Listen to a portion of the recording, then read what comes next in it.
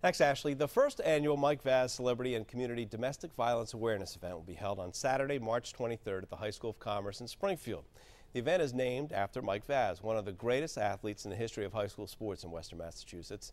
Vaz, unfortunately, was shot during a domestic incident in Springfield last month. He's recovering at a rehab center in Boston, but suffering from paralysis.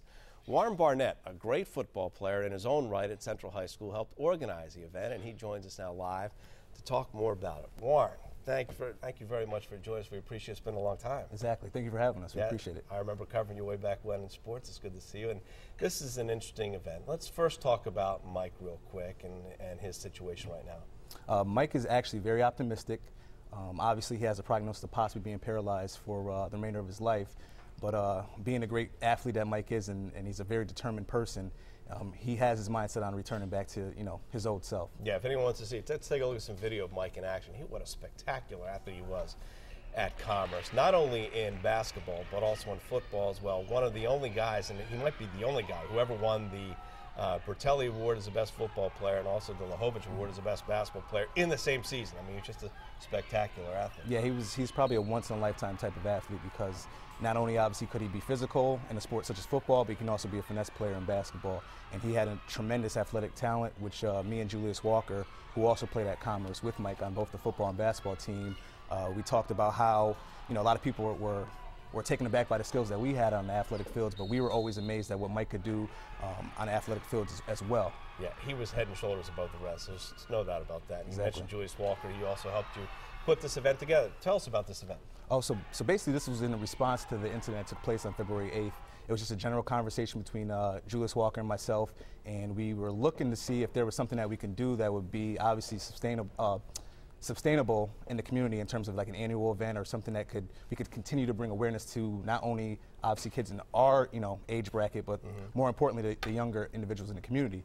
So we just had a general conversation, and next thing you know, we said, hey, let's see if we can do something where we bring a lot of the great players from this region back within the last 20 years, or if we can reach a little bit further, do so. And we actually just started to reach out to people on Facebook. And they said yes, and so many of them are coming back. Nicole Evans, Cedric Washington, Kashawn Dodge, Joyce Walker, as we mentioned, the list goes on and on there. Exactly, and it's to the point now where we have so many players who want to participate that we actually have to turn some away, and we're telling them that we'll consider them for the next event. And like I said, we have Ashley Pelzak, who's actually in the Navy right now. She's going to fly in from, I believe it's Virginia Beach. We have obviously Cedric Washington, who's not only a Western Massachusetts football great, but obviously he was a candidate for the Heisman Trophy at one time. So we have a ton of support from local greats, and it's just a great thing that the community's coming together for this event. And it's not just a basketball game here, or two basketball games. There's actually things about domestic violence awareness that people should know about. Exactly. The whole idea of this event is not necessarily to focus on athletics. I mean, we know athletics would be a way that we can draw people in and draw especially the population that we're trying to target, which are the younger generation, kids who are in high school, kids who are in middle school right now. But what we're going to do at halftime of the actual event is we're going to focus specifically on domestic violence. We're going to have Milta Vargas, who is the domestic violence advocate supervisor for the Springfield Police Department. She's going to be almost like the MC at halftime, and she's going to do a speech. Then we're going to have Malik Champlin, who is a basketball coach at Winnick. He's a motivational speaker. He's going to speak. We're going to have Mike's family speak and just give the perspective about being a victim of domestic violence. We're going to have Julie Treadwell's family speak, who was actually murdered in the incident. And we're going to have a letter that was written by the Ambrose family, Kevin Ambrose, who was a Springfield police officer who was killed, unfortunately, responding to a domestic dispute last year. It's going to be read by a Springfield public school student, Brandon Jones, who's actually a middle school student right now in Springfield Public Schools. Well, it is inspiring that out of tragedy you guys have come together and they will put this on, and it hasn't even happened yet, and I'm more excited about it. But exactly. That is fantastic. Congratulations. Hopefully best to Mike, and keep him in our thoughts and prayers.